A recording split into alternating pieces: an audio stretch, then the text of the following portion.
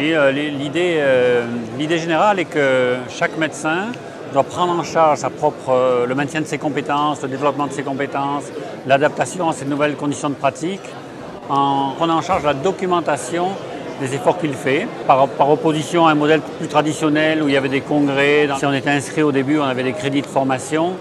Actuellement, on définit les questions qu'on se pose dans sa pratique, quels sont les efforts qu'on fait pour essayer de répondre aux questions tirées de la pratique.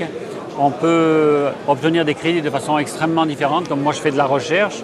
Lorsque je fais de la recherche, je peux dire que j'ai fait 100 heures pour écrire un article et ça m'est compté dans mon développement professionnel. Donc aussi la définition est plus large également.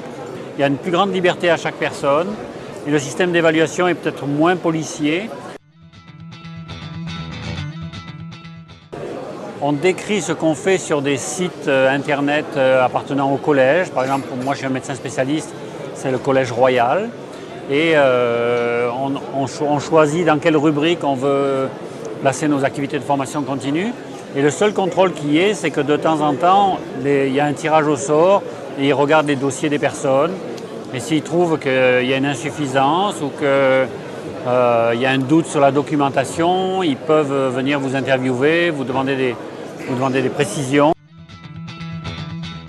Au Canada, je crois que l'idée, c'est que vous faites partie d'une communauté, que ces communautés sont représentées par des collèges et que si vous arrêtez de prendre en charge votre propre formation, vous perdez votre droit d'être partie de ce collège. Or, personne n'aime ne plus faire partie de la gang, comme on dit au Québec.